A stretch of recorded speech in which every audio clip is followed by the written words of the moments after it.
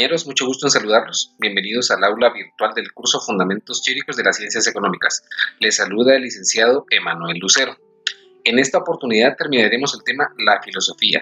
Específicamente trataremos las leyes y categorías de la dialéctica, por lo que sean bienvenidos y entramos en materia.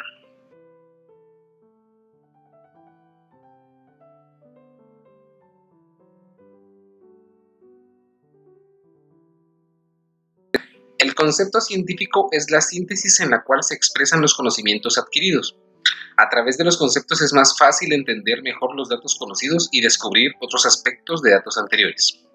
Los conceptos son abstracciones. Como lo platicábamos en clase, la abstracción consiste en separar una propiedad de un objeto e ignorar las demás propiedades.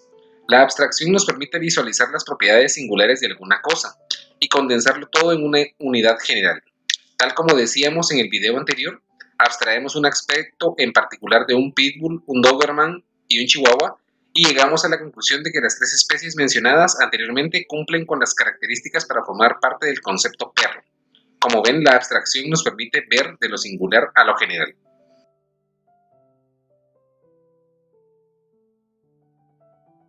Las categorías son los conceptos que tienen mayor extensión dentro de la ciencia.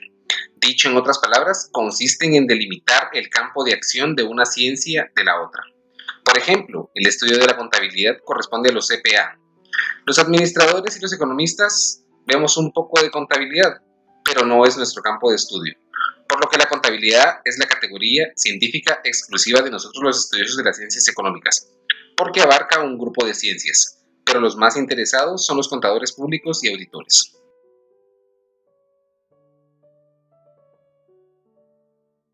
Las leyes objetivas consisten en los cambios y transformaciones que se encuentran sujetos a los procesos existentes. Dicho en otras palabras, son las formas generales de las relaciones de cambio y existen independientes de nuestra voluntad y nuestra conciencia. Estas leyes están disponibles para que cualquiera las descubra, y definitivamente no se puede explicar ningún proceso si no se descubre la ley que lo rige. Cuando el hombre descubre una ley objetiva, la expresa en forma de ley científica. Y hablando conceptualmente, la ley científica es una reconstrucción racional que refleja a la ley objetiva. Mientras más avance el conocimiento científico, más se aproximará la ley científica a la ley objetiva, pero nunca será igual. La ley científica no expresa lo que ocurrirá en cierto proceso, sino que indica lo que sucederá cuando se cumplan ciertas condiciones específicas. Básicamente es como predecir lo desconocido con base en lo conocido. Tal como platicábamos en clase, una de las propiedades de la ciencia es la predicción, y la ley científica es nuestra arma infalible para predecir. Otra característica de las leyes científicas es que son independientes, pero no aisladas, coexisten y trabajan simultáneamente. Por ejemplo, en nuestra vida cotidiana todo lo que podemos observar se encuentra regido por las leyes de la física clásica, pero lo que no podemos ver se encuentra regido por sus propias leyes, como las leyes de la termodinámica y las leyes atómicas. It was horrible. Utterly horrible. And fascinating. Hablando en términos sociales, también tenemos leyes que rigen sus procesos y su desarrollo. Algunas son generales que corresponden al conjunto social y otras específicas, que tienen un tiempo de vida limitado en un sistema social en específico. Por ejemplo, cuando un sistema social desaparece, también desaparecen sus leyes específicas, pero las leyes generales se mantienen a través del tiempo.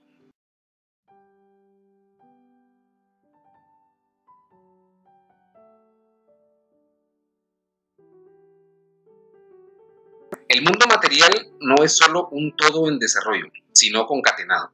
Dicho en otras palabras, unido. Todo lo que nos rodea no se desarrolla de manera independiente, sino que en conjunto con los otros objetos y fenómenos. Un ejemplo claro lo tenemos en la ley de la gravitación universal. La Tierra está unida al Sol, junto con los otros planetas, forman un sistema. Este sistema solar está unido a otros sistemas y en conjunto forman una galaxia. Y nuestra galaxia, la Vía Láctea, está unida a otras galaxias, las cuales conforman el universo. Como vemos, todo trabaja en conjunto desde las pequeñas moléculas de nuestro cuerpo hasta las grandes masas del universo. Timiryazev descubrió que las plantas utilizan la energía solar para producir oxígeno, el cual respiramos humanos como animales. Dichas plantas almacenan energía química proporcionada por el sol, y el hombre las utiliza como alimento o combustible. Asimismo, el hombre está ligado a la naturaleza por medio de la producción material. El intermediario es el trabajo. Por medio del trabajo los hombres entablan relaciones económicas principalmente, y por consecuencia de estas surgen relaciones políticas, jurídicas, éticas, entre otras. Como podemos ver, la concatenación universal es la particularidad del mundo material. Existen variedad de objetos materiales, también variedad de concatenaciones, pero la dialéctica únicamente estudia las concatenaciones más generales. El reflejo de estas concatenaciones generales en la conciencia del hombre son las leyes y categorías de la dialéctica materialista. Como hemos platicado ampliamente, existen leyes en la naturaleza, en la sociedad y en el pensamiento. Sin embargo, cada sistema de leyes tiene sus características generales. Entonces podemos definir una ley como una concatenación esencial y necesaria, general y reiterativa, existente entre los fenómenos del mundo material. En contraposición al idealismo, el materialismo dialéctico reconoce que las leyes son objetivas. El hombre no puede inventarlas ni modificarlas a voluntad, únicamente conocerlas y reflejarlas en su conciencia.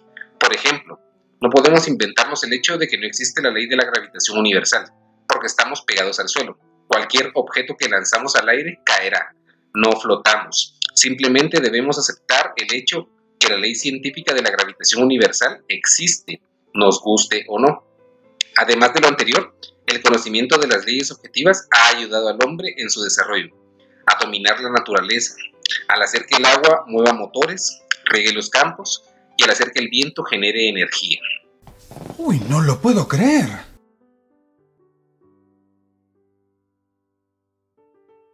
Esta ley es la médula espinal de la dialéctica materialista, porque evidencia las fuentes y las causas reales del movimiento eterno y desarrollo del mundo material.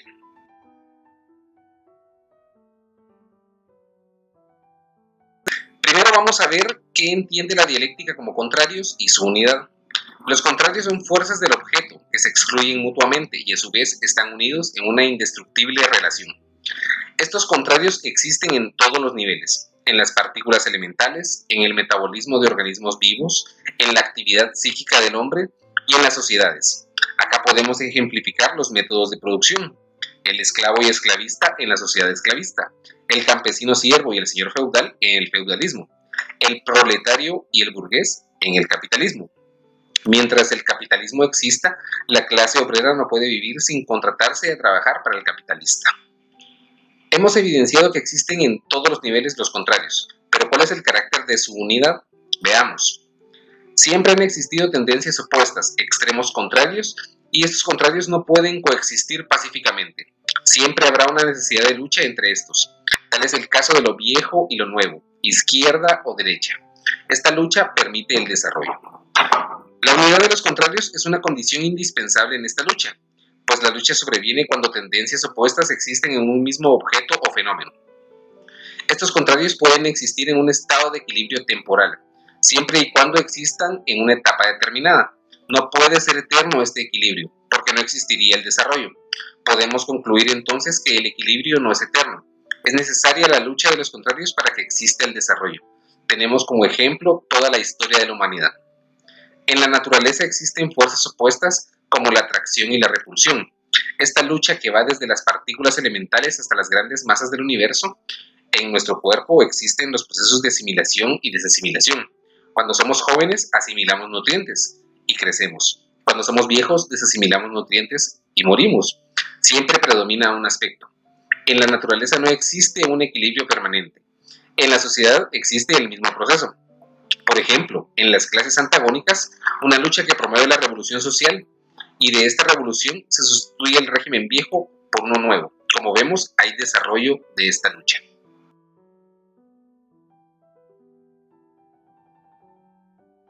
Contradicciones vamos a encontrar en todos lados, pero la dialéctica estudia las contradicciones más generales. Veamos. Contradicciones internas y externas. La dialéctica materialista explica que las contradicciones internas de los objetos materiales son necesarias para generar cambios en las contradicciones externas. Tomemos como ejemplo el átomo. Sus contradicciones internas entre carga positiva y negativa permiten la existencia de este. Sin esta lucha entre cargas no existiría el átomo. Contradicciones antagónicas y no antagónicas. Las contradicciones antagónicas existen en clases que tienen diferencias irreconciliables. Tal es el caso de la burguesía llena de privilegios y la clase trabajadora que no tiene nada más que su fuerza de trabajo. La única forma de resolver este conflicto es por medio de la revolución social. Tenemos también las contradicciones no antagónicas, las cuales existen en grupos sociales cuyos intereses coinciden. Por ejemplo, los campesinos y la clase obrera, donde los primeros quieren vender más caros sus productos y los segundos no desean pagar tanto, pero sus contradicciones coinciden en que ambos son explotados por el capitalismo. Contradicciones fundamentales y no fundamentales. La contradicción fundamental es la que desempeña el oficio decisivo para el desarrollo, y la no fundamental es la complementaria en el desarrollo, pero no la más importante. Por ejemplo, en nuestra sociedad, con infinidad de contradicciones, la fundamental en el desarrollo ha sido la lucha entre el socialismo y el capitalismo.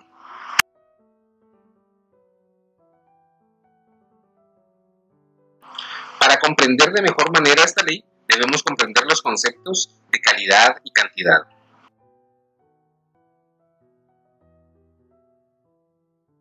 En nuestro entorno tenemos una infinidad de objetos, pero por nuestra experiencia en la práctica social aprendemos a distinguirlos por sus diversas particularidades.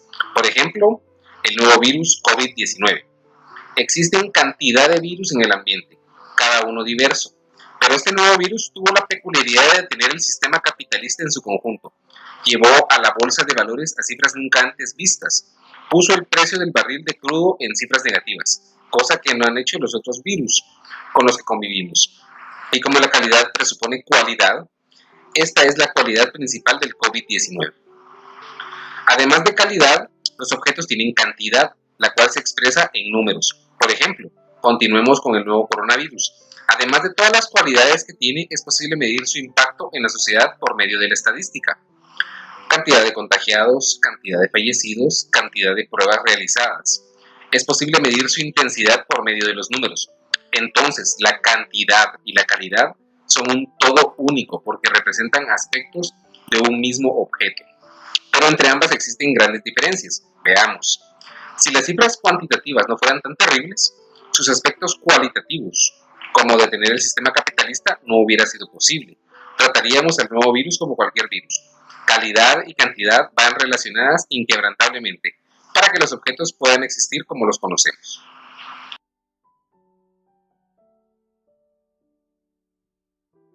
El tránsito de los cambios cuantitativos a cualitativos es una ley universal del desarrollo del mundo material.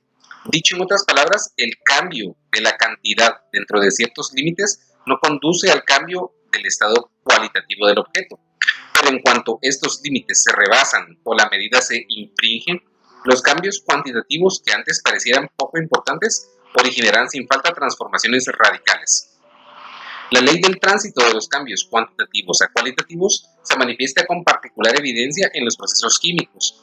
La química es, en general, la ciencia de las transformaciones cualitativas de las sustancias, como resultado de cambios cuantitativos. Por medio de los procesos cuantitativos, una sustancia deja de ser lo que es para transformarse en otra. Cambia su calidad y sus cualidades. Por ejemplo, el agua, al someterla a una temperatura de 1000 grados, deja de ser agua y se convierte en vapor. Y las propiedades del vapor son muy diferentes a las del agua. El desarrollo se manifiesta, pues, como la unidad de dos formas o fases distintas, pero interdependientes: continuidad y discontinuidad. La continuidad en el desarrollo es una fase de acumulaciones cuantitativas lentas e imperceptibles. No afecta a la calidad del objeto, sino que introduce en él insignificantes cambios cuantitativos y constituye un proceso de aumento o disminución de lo existente. La discontinuidad o salto es una fase de cambios cualitativos radicales del objeto, un momento o periodo de transformación de la calidad vieja en otra nueva. Ignorar cualquiera de estos dos nos da la pauta que se desfigure el proceso de desarrollo y nos lleve a la metafísica. Lo más característico de los metafísicos es negar los cambios cualitativos y reducir el desarrollo a acumulaciones cuantitativas imperceptibles.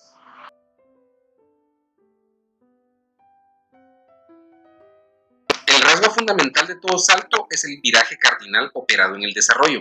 De lo viejo a lo nuevo se puede pasar rápidamente, íntegramente, súbitamente, gradualmente o por partes. Unos saltos transcurren en forma brusca y rápida, pasando la vieja calidad a la nueva de golpe y por completo. Otros saltos se realizan con menos rapidez y brusquedad, Los elementos de lo viejo se extinguen poco a poco y son sustituidos con la misma lentitud por los elementos de la nueva calidad. Un ejemplo de un salto paulatino es en la naturaleza.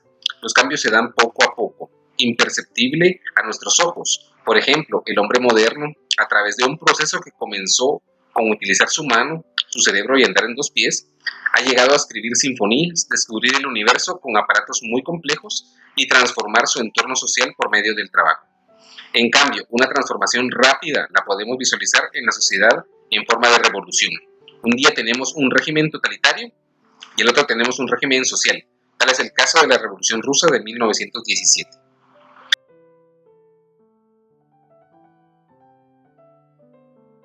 Para comprender la esencia y alcance de esta ley se debe poner en claro, ante todo, qué es negación dialéctica y qué lugar ocupa en el desarrollo.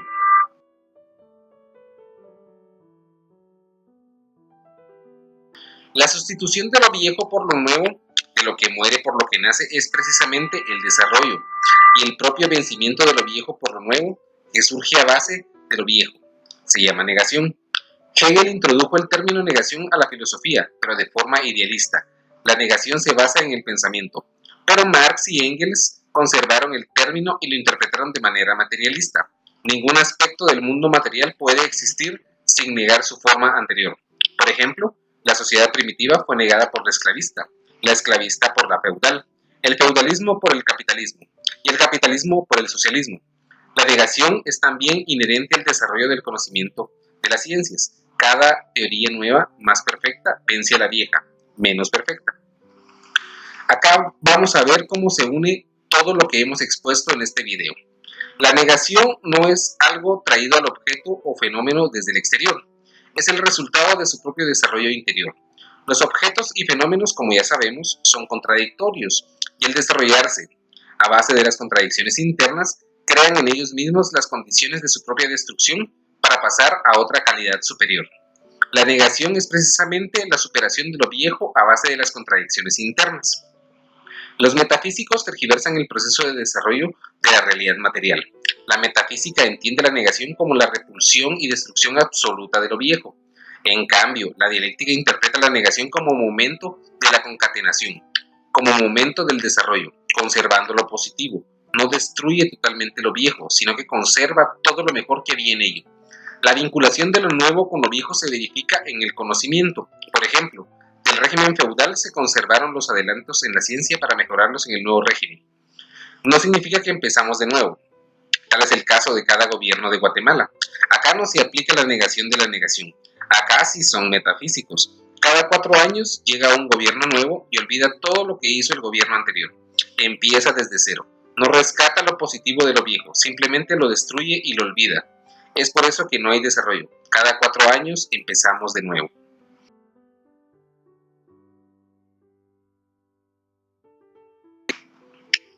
Hemos aclarado que, como resultado de la negación, se resuelve una u otra contradicción. Se destruye lo viejo y se consolida lo nuevo, pero el desarrollo no se interrumpe con el nacimiento de lo nuevo. Lo nuevo no es eternamente nuevo. Al desarrollarse, prepara las premisas y condiciones para el nacimiento de algo más nuevo y avanzado. Tan pronto como estas premisas y condiciones maduran, vuelve a manifestarse la negación. Esta es ya la negación de la negación. Así, infinitamente se da el proceso de superación de lo viejo por lo nuevo. Tiene un movimiento progresivo, ascendente, un cambio de lo simple a lo complejo, característica del desarrollo dialéctico. El desarrollo no es una línea recta, sino un movimiento en espiral ascendente, donde el desarrollo se produce negando lo viejo por lo nuevo y lo inferior por lo superior. Por cuanto lo nuevo, al negar lo viejo, conserva y desarrolla sus rasgos positivos. El desarrollo adquiere un carácter progresivo. Al mismo tiempo, discurre en espiral, repitiendo en las fases superiores algunos aspectos y rasgos de las inferiores.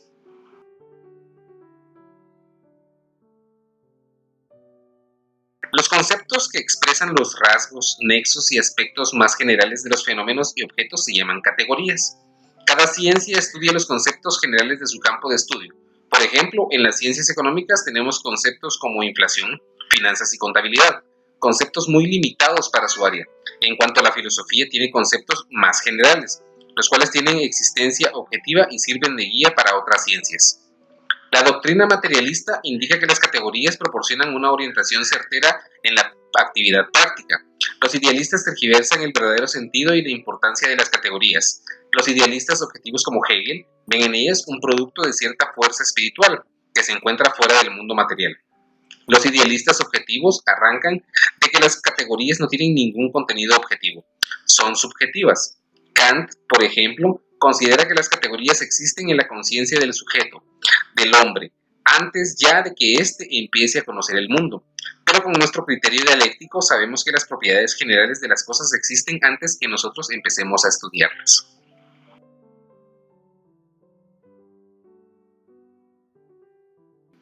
Cada objeto posee siempre una serie de propiedades específicas. Debido a ello, en nuestro pensamiento se forman conceptos sobre las cosas singulares que son un reflejo de las propiedades de los objetos. Por ejemplo, yo tengo dos perros, uno se llama Atila y el otro se llama Perla. Se diferencian entre sí por una serie de características, pero aunque sean diferentes, tienen mucho en común en sus propiedades biológicas, por lo que Atila y Perla son perros. Atila o Perla es en lo singular y perro es en lo universal. Lo singular es un objeto y lo universal es el conjunto de objetos. Pero Atila o Perla no solo son perros, sino animales. A esto lo denominamos particular. Por lo que tendremos lo siguiente. Lo singular sería Atila o Perla, lo particular sería perro y lo universal sería animal. Esta es la relación singular, particular y universal. El materialismo dialéctico resuelve el problema entre lo singular y lo universal de la siguiente forma. Se establece una relación indisoluble entre lo singular y lo universal. Todo lo singular es, de uno u otro modo, universal, y todo lo universal existe en lo singular.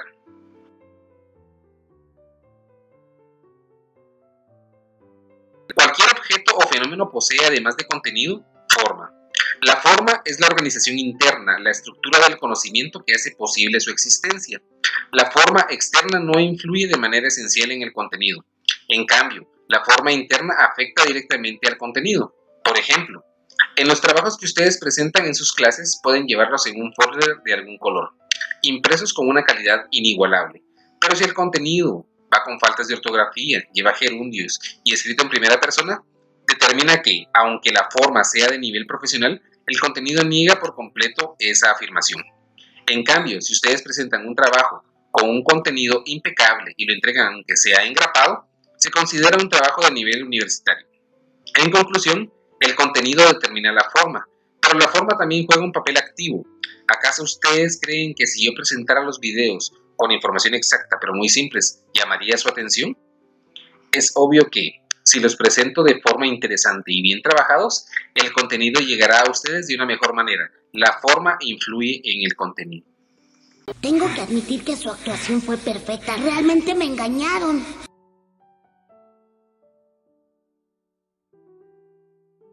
La ciencia nos convence de que las cosas y los procesos que se producen en el mundo tienen dos aspectos, el interno oculto entre nosotros y el externo que podemos percibir. Pero no solo debemos quedarnos con los aspectos externos, es importante descubrir su esencia. Por ejemplo, podemos tener una serie de síntomas en nuestro cuerpo, gripe, tos seca, secreción nasal, dolor de cabeza y dificultad para respirar. Podemos tratar cada síntoma de forma independiente, pero no resolveremos nada. Es necesario averiguar si existe una conexión interna entre cada síntoma, por lo que si nos vamos al análisis microscópico, podemos ver que todos los síntomas encajan en la reacción del nuevo COVID-19 en nuestro cuerpo, por lo que el virus es la esencia y los síntomas, los fenómenos. No existe de forma independiente, ambos existen en la misma realidad.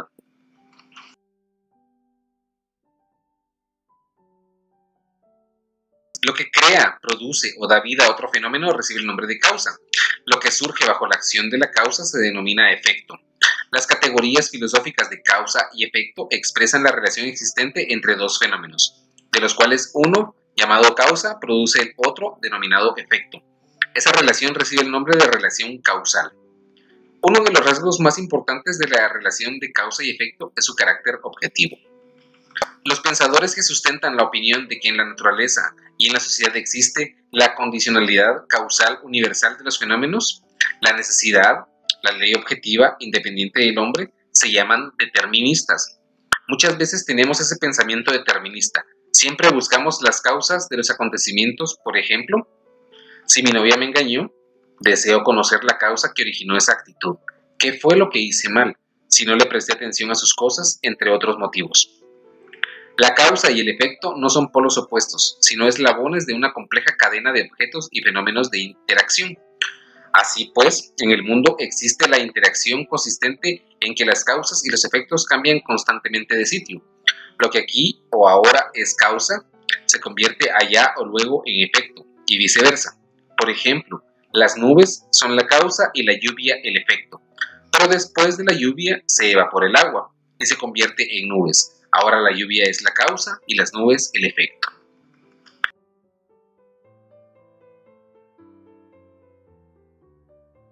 La conformidad, la racionalidad de la naturaleza se manifiesta en la capacidad de adaptación de los animales y las plantas a sus condiciones de vida, al medio ambiente. Por eso es necesario conocer las causas de dicha conformidad. Darwin se dedicó a estudiar las causas y leyes verdaderas, objetivas, del desarrollo del mundo animal, y consiguió descubrir el secreto de la conformidad del mundo orgánico. La teoría de la selección natural de Darwin es la clave para comprender ese secreto. Una selección natural pues se realiza sobre la base de causas y leyes naturales. Sobreviven los animales y las plantas que se adaptan mejor a las condiciones del mundo circundante. Un ejemplo claro de esta categoría son las cucarachas. Todos sabemos que estos insectos llevan muchos milenios en la Tierra, incluso más que los hombres, y han sobrevivido gracias a su adaptación al ambiente. No sé si ustedes se habrán dado cuenta que mucho antes de un temblor o terremoto desaparecen las cucarachas.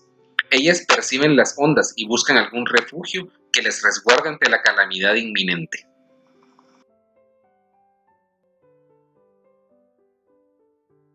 La necesidad es una categoría que sirve para indicar lo que debe existir obligatoriamente.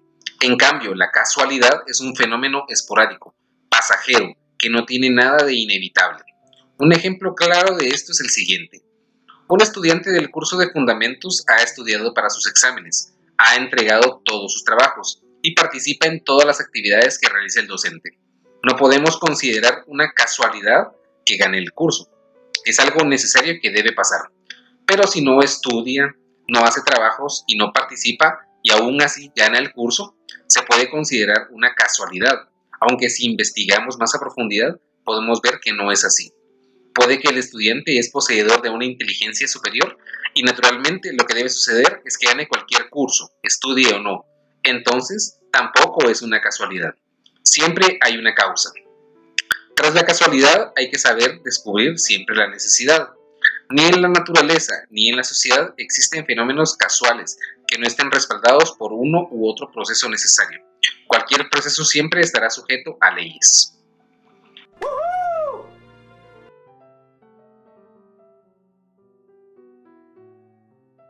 Los voluntaristas atribuyen a la voluntad humana el papel decisivo en el desarrollo del mundo. Entienden la libertad como la ausencia de toda limitación de la voluntad humana. En cambio, los fatalistas creen que el destino es inevitable. Todo en el mundo está predeterminado y el hombre es impotente para cambiar nada. Por tanto, ambos puntos de vista son erróneos. Ambos enfocan de manera metafísica la solución del problema, reconociendo o la libertad o la necesidad. O todo se realiza en virtud de la actividad libre del hombre, en cuyo caso no puede haber necesidad, o todo es consecuencia de la necesidad, de las leyes, en cuyo caso no puede haber libertad. La libertad es incompatible con la necesidad según este razonamiento. Pero tras analizar el mundo objetivo nos damos cuenta que la actividad libre de los hombres no consiste, como suponen los voluntaristas, en que no tenga en cuenta las leyes y los procesos objetivos, y haga lo que le dé la gana. La libertad del hombre consiste en el conocimiento de las leyes de la naturaleza y de la actividad práctica. La libertad del hombre no puede rebasar los límites de la necesidad. Bueno, nos vamos.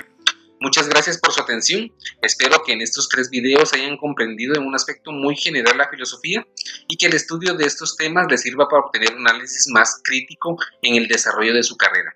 Espero que estudien para sus exámenes y nos vemos en una próxima oportunidad.